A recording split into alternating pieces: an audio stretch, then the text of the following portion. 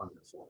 So it's illustrative of how spirit has been just making things work, or shining a light on the path, or whatever you want to say. But with the book project, now with the movie, it's happening again. But this is it's just so illustrative. So as I lay me down to sleep one night in my quarters in Reisterstown outside of Baltimore, I like to pull the book off the shelf because a good part of my library is down there in Maryland. So my glasses were off. I just pulled a book. I have no idea what it is. Turns out it's Butterfield's The Origins of Modern Science, which I hadn't read in about 40, 50 years, and I opened up a page at random. Okay. And here is what Spirit gave us. It is never easy, if it is possible at all, to feel that one has reached the bottom of a matter or touched the last limit of explanation when dealing with an historical transition. It would appear that the most fundamental change in outlook, the most remarkable turns in the current of intellectual fashion, may be referable in the last resort to an alteration in men's feeling for things. An alteration at once so subtle and so generally pervasive that it cannot be attributed to any particular writers or any influence of academic thought as such. Subtle changes like this, the result not of any book, but of the new texture of human experience in a new age, are apparent behind the story of the scientific revolution, which he's writing about. A revolution which some have tried to explain by a change in men's feelings for matter itself. Okay. The full title of the book was The Origins of Modern Science, 1300 to 1800. So, we may be in a transitional phase right now. There may be a new vision arising. The feelings of everybody, not for matter, but for humanity itself, feelings about what's going on, what are we about,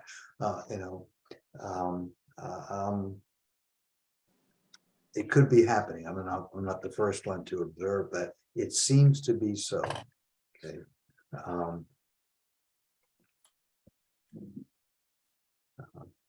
Anybody want to chip in on that before we go into what I most want to focus on?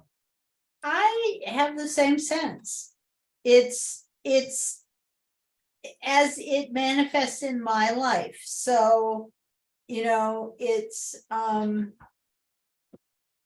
not, it's of course hazardous to generalize, but it seems to me this time seems like revelation to me, that in the sense that things that have been hidden are being revealed. And I wish my brain were fast enough to give some good examples, but I think that a lot of things that, well, like this whole issue of ancient history and who we really were, and why are there questions? I mean, this conversation couldn't have been had a decade ago, Mike. I mean, people like, yes, there were people like Velikovsky and Sitchin, but they were rare birds, and the mainstream did not think along those lines even a little bit.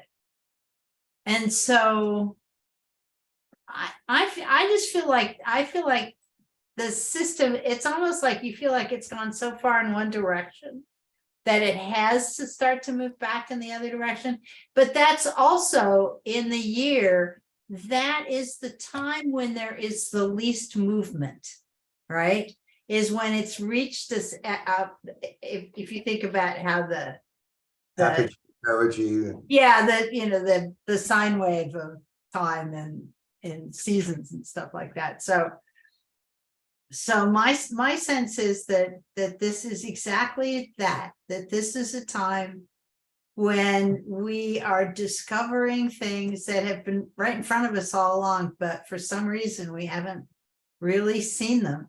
And that's certainly true in my life. And the pieces are coming together in a way that makes me think that one of the key things that we are going to recover is our own abilities and senses, the things we've forgotten because we've been so traumatized, we've lost contact with them. I think we can do a lot of things that we don't know we can do. And the longer I live, the more convinced I am that that's true. Does that sound crazy? And it's accelerating. I think so. Yeah. Okay, good. Well, why is it accelerating? Is it possibly accelerating because more people are dying? I refer back to that. Who was that quantum physicist, Niels Bohr, who was it? Oh no, it was Planck. Planck who said, Yeah. Science advances one funeral at a time. There is that. There is certainly that. But and I think that's probably been a constant. And that resistance is, of course, the field of many brilliant people who spend a lifetime investigating that resistance. I really do understand it. I mean, but I also, I think that it's in the nature of the way academics got started that you have to follow the great man. And that's, I mean, to be critical of that is that's just how it is, right? That is how it is. And so in order to get advanced, you have to. Well, are they dying faster? No, I don't think it's that. Well, then it's going to be a constant anchor. Well, yes, it is. But I think. Well, so Linda, really, for the future to happen, as we here in this tiny group might envision, more of them have to die faster. It's just a necessity. Well, you might be getting your wish. I believe that the average lifespan of an American went down for the first time in what, 100 years? Wow. Yeah. And that's older people dying, right? Was everybody? I mean, but it's everybody. It takes into account everybody, but it's the average of how long one lives. Longevity is affected actually more by kids dying than it is by old people dying. But anyway, it's people are leaving. Then the future that we envision ain't going to happen very quickly. People are leaving at a pretty good clip at the moment, it seems. So. But isn't the birth rate still presently higher than the generalized death rate? Where? Globally. Yes. Globally. But not so in some critical place. Definitely not so in Japan, not so in China. That's a big problem for the Chinese. And I don't think it's true in this country either right now. Our population is growing only because of immigration. Oh, okay. I didn't know that about our country. Okay. Yeah. Well, I agree completely with Linda and Micah. I think there's a whole lot of stuff that is easier to talk about, but in my really quite limited experience socially, is that there may be more people who are willing to hear some of the terminology, but it's pretty shallow acceptance.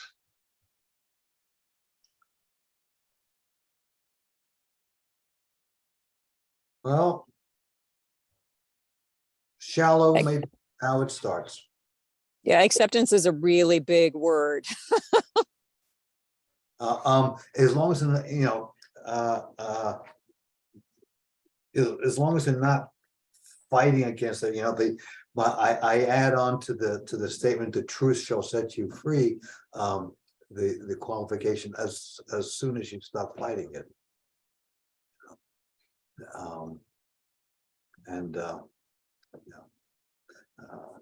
Many people, many people have an easier time giving up life than they have giving up their ideas, their beliefs. That's, yes, 100%. They'll make their life miserable rather than change any authority-derived wisdom. I remember a priest giving a talk at an AA meeting that I was at, and he said, "You die, and then a couple of days later, your beliefs die."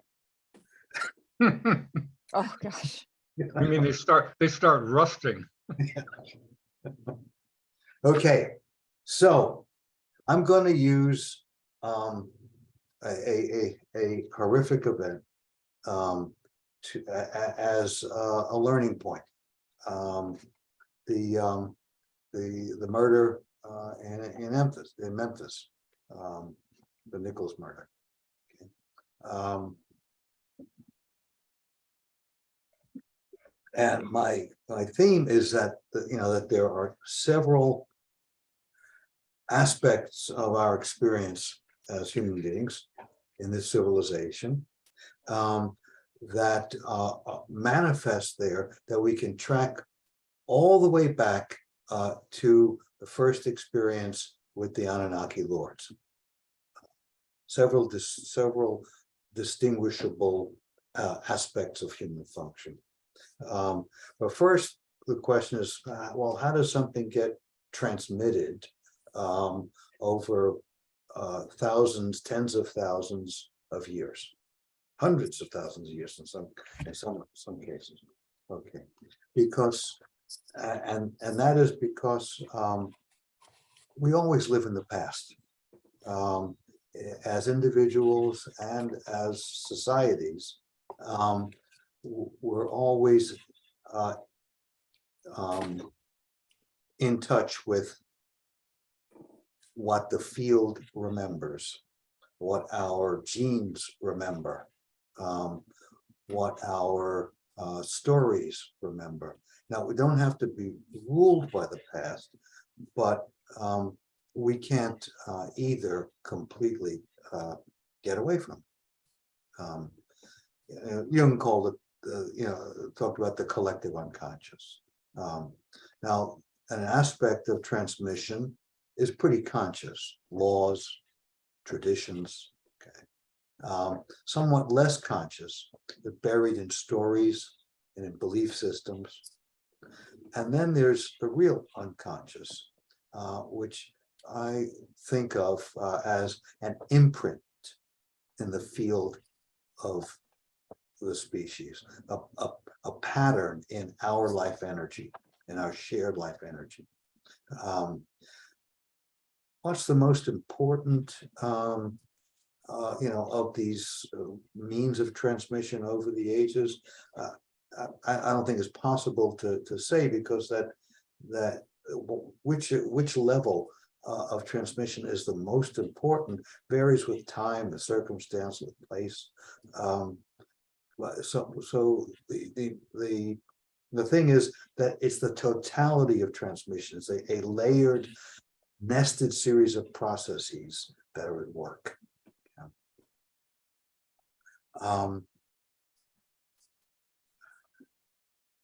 So there's no escaping that horrific night in Memphis. No a way to escape connecting it with the murder there of one of the most prominent proponents for freedom, dignity, and justice, Martin Luther King Jr. In the field of Memphis, there's deep, deep trouble. Memphis was a center for slave trading. I mean, slave trading was 18th, 19th century. It was going on all over the country, but there were a couple of foci, and Memphis was one of the principal ones. And what was going on there was a transmission of the deepest, earliest painful imprint on humanity. In the 1840s and 50s, the importation of slaves had been outlawed, and that law was being enforced. One of the consequences was that the price of enslaved people was shot up enormously. And there was a demand for huge numbers of field workers in new, larger plantations that were opening up in the states to the west of the original southern colonies, Arkansas, for example. Huge plantations. And one of the consequences of these big operations was that the original plantations in Virginia and North Carolina, for example, couldn't actually compete with the new ones just because of scale. So what they did was involved a nasty convergence of the economic needs of the oligarchy, both in the West and in the original plantations in the East. They turned to breeding. The earlier plantations, their principal means of support became breeding and selling slaves.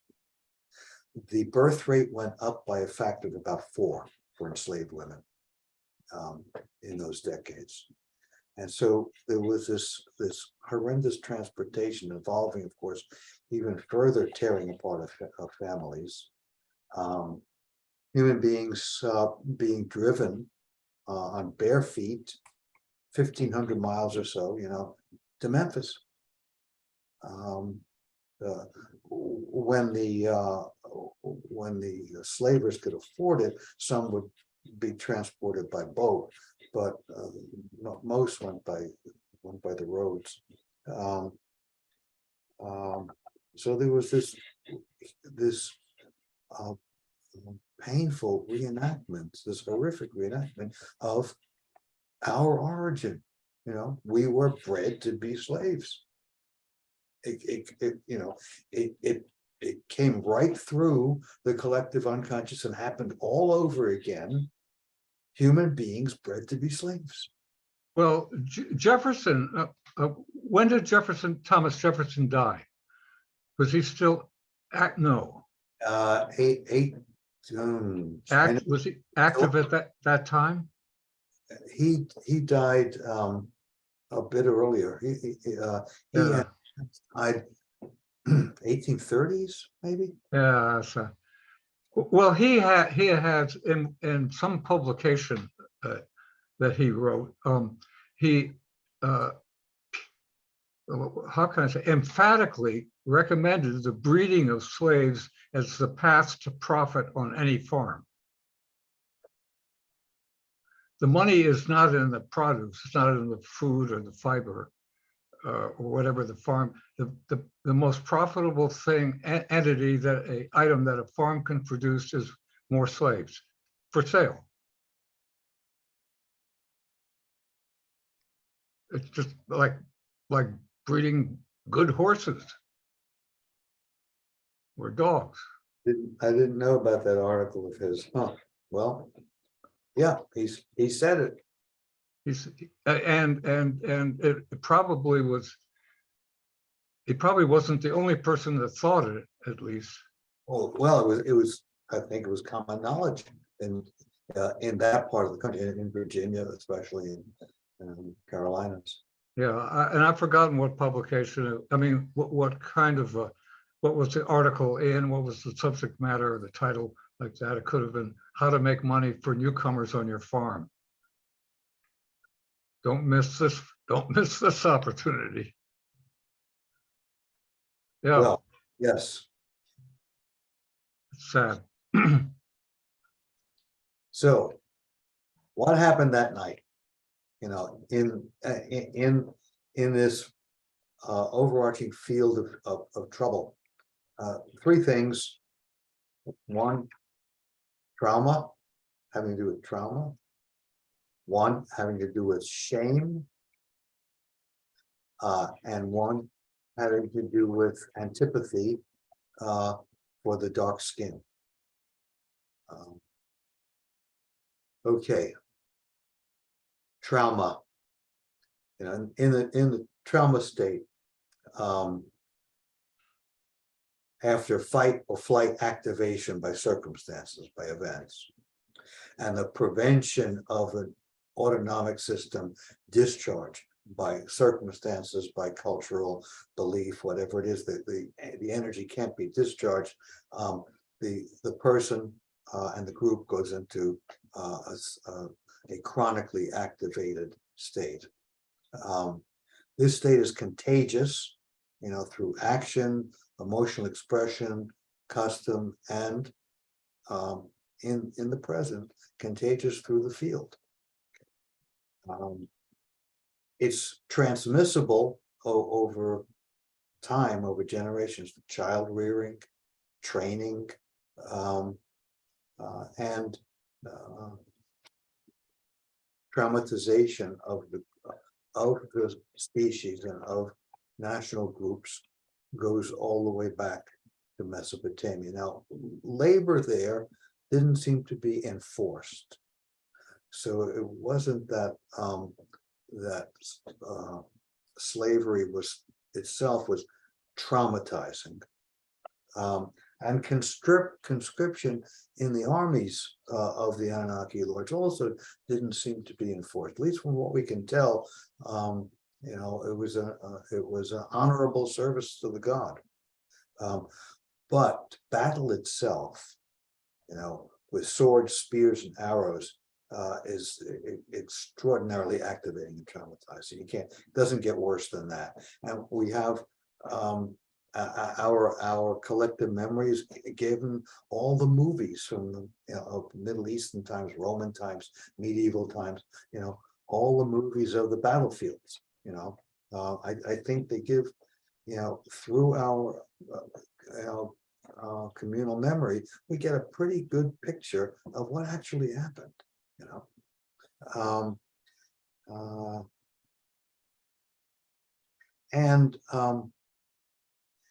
There's no evidence of any customs such as the indigenous cultures have, you know, any customs in civilization of practices of returning the warrior to a nonviolent condition after the battle's over. So the soldier brings his traumatized state back to the community, and by contagion, the whole community starts to vibrate that way. Okay, it was very different with the natives. You know, what we have actually is the opposite. You know, the American Legion, the veterans of foreign wars. You know, they keep the allegiance going. The other evening, as we were driving on a back road and passed a house with a huge Marine Corps flag flying outside. You know, he was legally discharged, you know, but he was still in the Corps, which is interesting, the Marine Corps. So, you know, the Marine body in his body, you know, still, you know. Um, now, the police, they work in a traumatizing environment. You know, they you know, are in dangerous areas, violent areas, you know, out on the roads where there are crashes all the time. So you know, they are easily triggered by circumstances. And what happens is they are taken over, you know, by the fight reaction. So the higher centers of the brain are no longer functioning with any independence, you know. So what, you know, this is the big challenge with training, because their training goes down the toilet. Okay?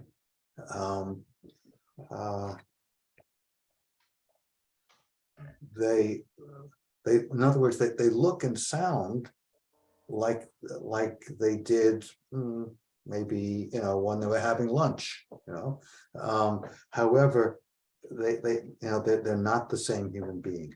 That in that state, they're largely ruled by their earliest, in evolutionary terms, the most primitive threat responses. That was what that is ruling, that has taken over the charge of the entire brain.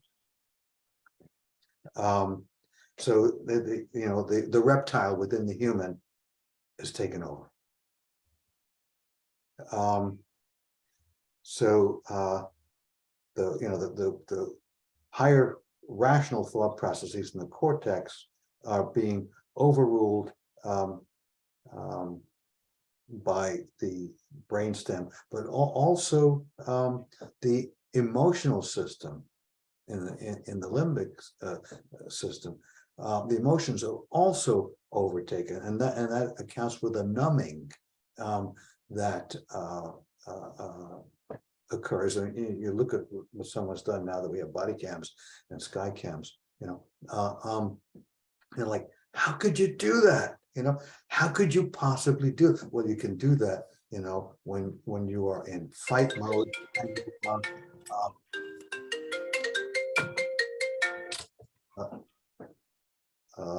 Somebody has to mute. Somebody has to mute. Actually, I have the ability to mute everybody, I think, and then you can unmute yourselves. Oh well, forget that. I don't see quite how to do it. No, okay. Oh, I can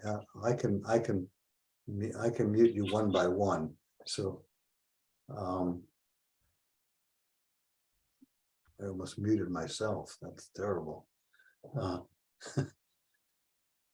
Okay, you can unmute yourself pretty easily.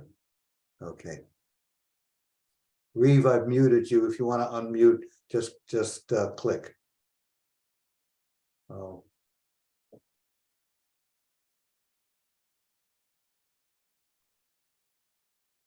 Okay. Where was I? Well, you were saying basically, I think, or partially, that the context took over for the cops.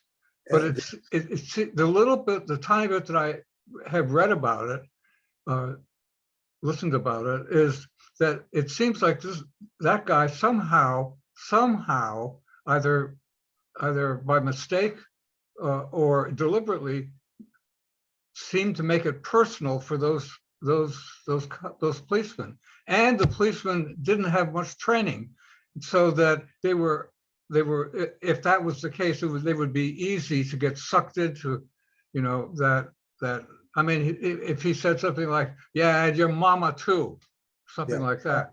Hold that thought, because that's the next segment, the next specific process going on. So the violence that was first elicited and unleashed on the battlefields of Mesopotamia transmitted over the ages. Good news is that an individual can emerge from a chronic trauma state with help. intelligent and caring help, it can work. Okay. We know this from clinical experience. And so if it can work for the microcosm, it can probably work for the macrocosm if it's done right. Okay. The second thing that was going on, besides traumatization, had to do with shame, the affect of shame. So fight took over, and the most primitive portion of the brain, was ruling.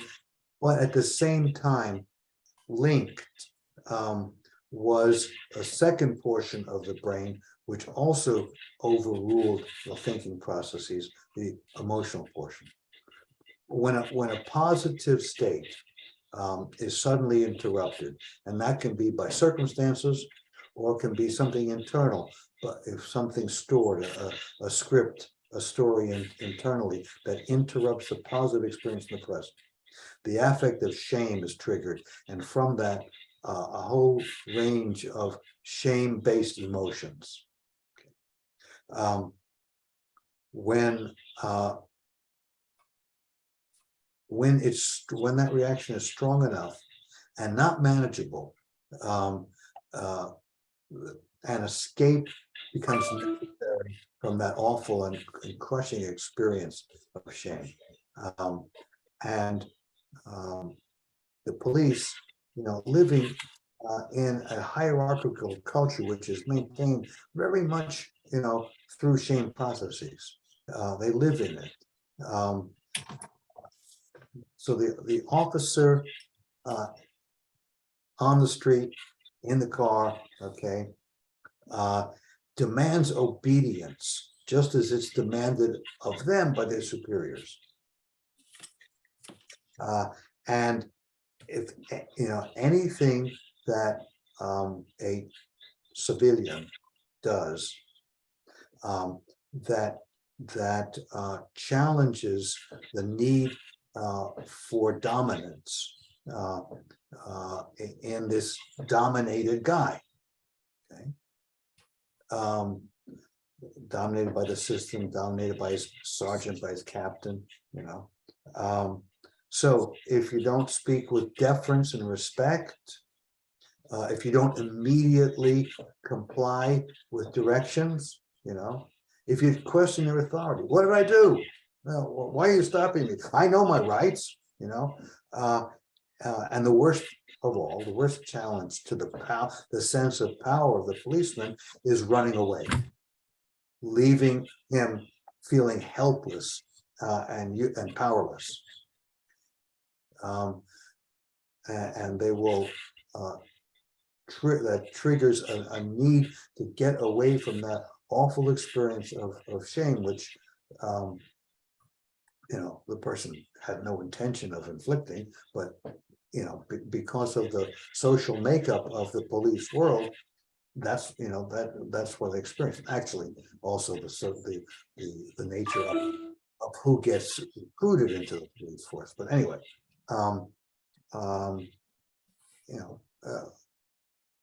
Martin Luther King, the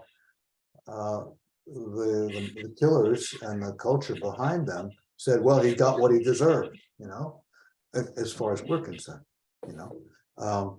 because he dared to be a leader, and he's actually leading a strike at the time of laborers who were, basically demanding to be treated with dignity.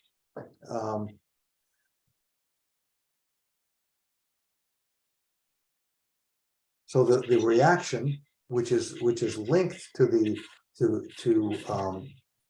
the fight response from the threat system in the brainstem, is called attack other. Okay, it's one of the 4 basic ways we have of escaping the feelings of shame.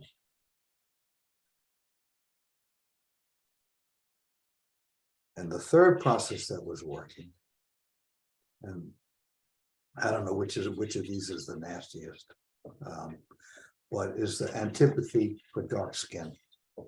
I think Black officers are even more prone to actions driven by shame than white officers. Partly because they're subject to shaming in their departments, and mostly because the remote imprint of slavery. Nothing takes worth, dignity, and agency, away as much as being enslaved. Nothing comes close. It was so bad in this country that one or two generations past slavery. So we're more generations out now, and people can talk about it, and Black people can talk about it. But people who were the children and grandchildren of enslaved human beings could not talk about it. Would go blank. They wouldn't talk to anthropologists. They wouldn't talk to historians. Nobody could get the story. It was just too painful to talk about. And here's the rub: the earliest human beings were dark-skinned. We know that in a number of ways. I mean, all primates, under their fur have dark skin. We know that the first wave of population in Europe, the hunter-gatherers, we're knowing this now from genetic evidence, were dark skinned. The later waves coming from the Middle East were lighter skinned, but the people who came up through the Middle East from Africa were dark skinned. So the earliest humans were not just slaves, they were dark skinned slaves. Okay. And that's the earliest, deepest sense of self for all of us. Inside, everybody carries a dark-skinned slave. Okay. Right, and just to throw out that I guess my understanding is if you go back far enough in everybody's lineage, everybody's been enslaved. I mean, white-skinned people as well, probably not as recently, but didn't the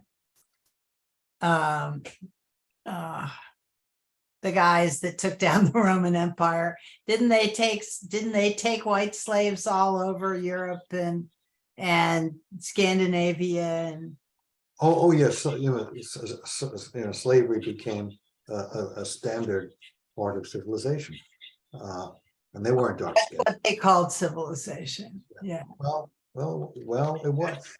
If it involved cities, it was civilization. Yeah. Well, the word slave comes from Slav, That's right. Well, Yeah. which I think referred to a pretty large area of white-skinned people. Yeah. So the thing that people just couldn't quite get their heads around, how could these Black officers do this to a Black guy? They were killing a projected and hated part of their lowly Black self inside. When white officers do the same, the process is similar. They also hating the lowly dark slave inside.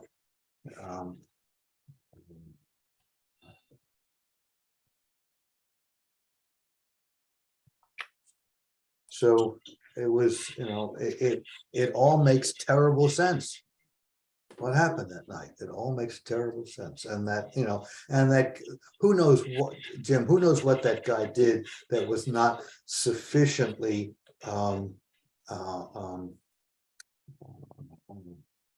obedient, maybe it's just the way he stood up. Could I throw something in there? Yeah. There's someone that I know very well in a 12-step context. So that tells you how well I know this woman. who was herself, she worked as a prison guard for a decade and a half or so. And we've only had the conversation like a tiny, tiny bit. I want much more, but what I got from her really shocked me. And I hope it was before she saw the videos. But her take was, well, he was resisting arrest and he was running away.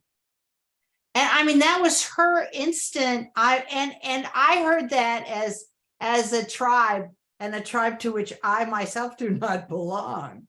And it's something that really shocked me about this person.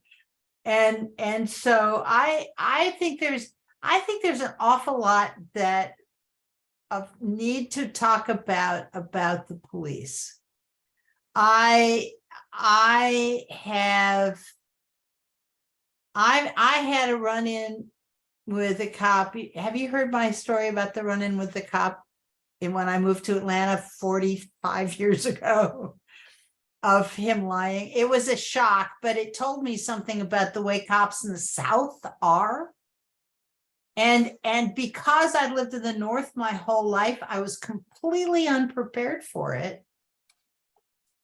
But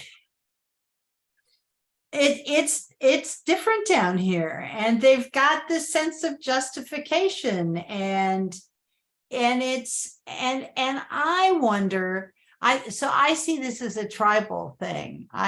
In addition to how it gets triggered, because it isn't just that they're afraid for their safety, I don't think, because I don't think policing even comes within the top 10 most dangerous professions, does it? I don't know. I don't think it does. I mean, at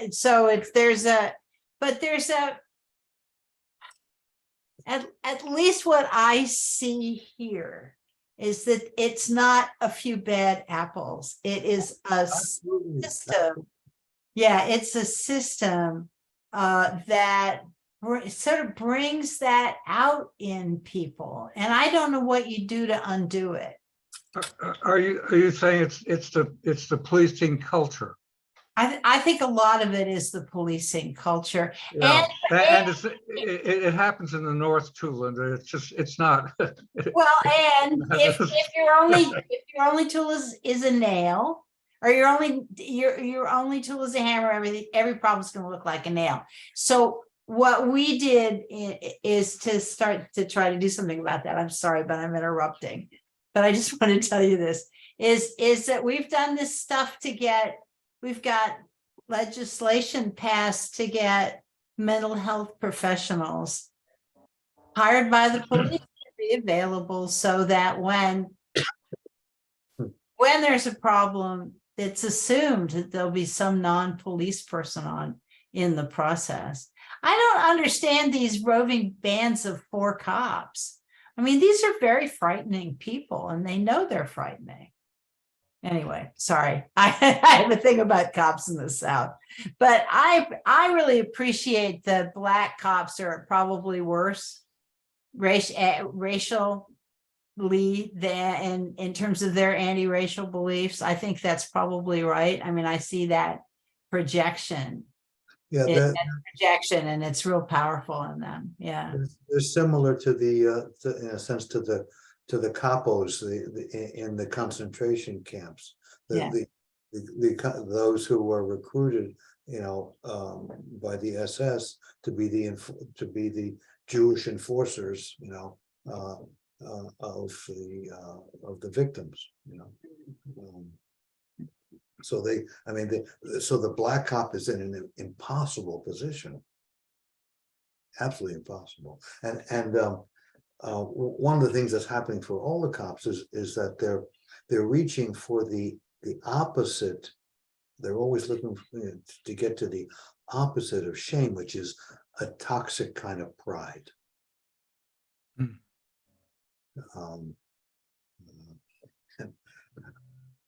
I had a successful integer, and this is a funny story, but it's like it just shows how much that's working. I was zipping along at way over the speed limit on the Baltimore Beltway, and I passed a couple police car that was on the on the shoulder. I said, "Oh man, he's got me," So I pulled right over onto the shoulder. He pulled out. He didn't even have to turn his lights on. So he pulled in behind me, on the shoulder. And he strides up and he says, "What is this? Unconditional surrender?" And,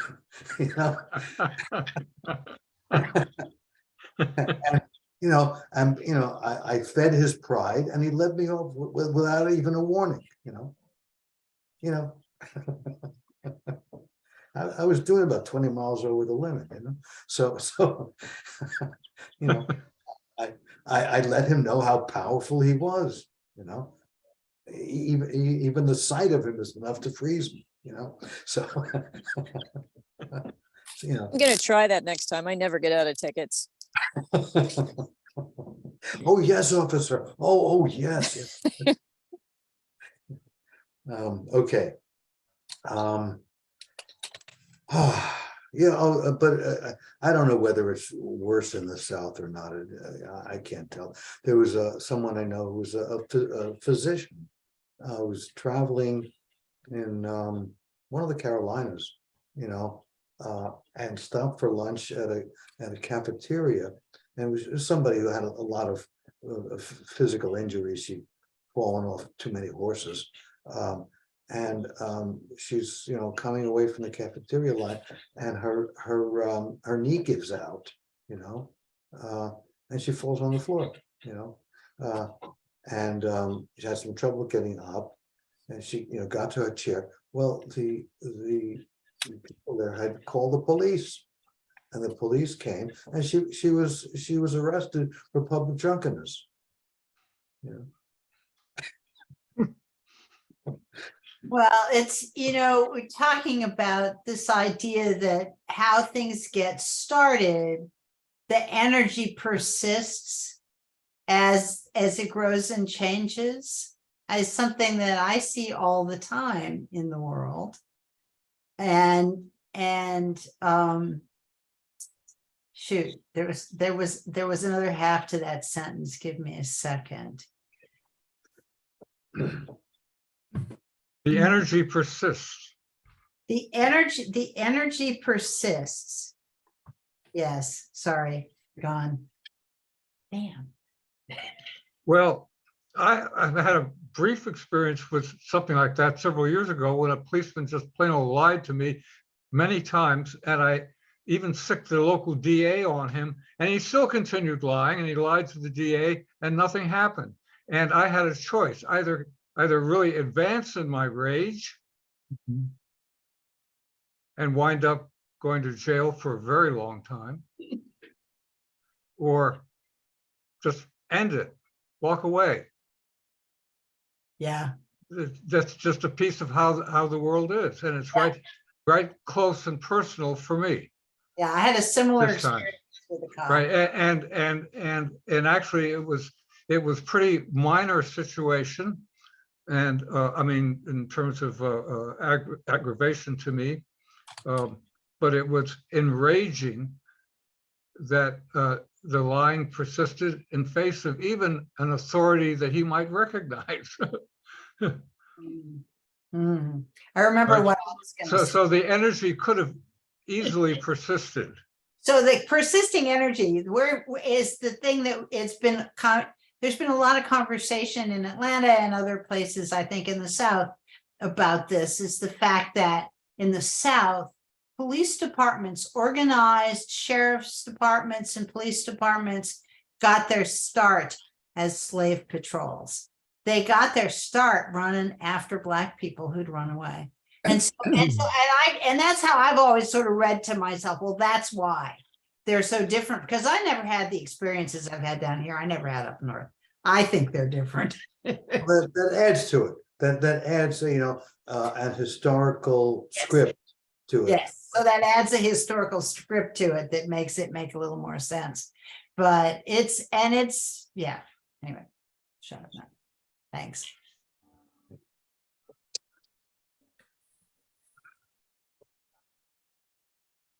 Well, I want to leave enough time for the more fun time.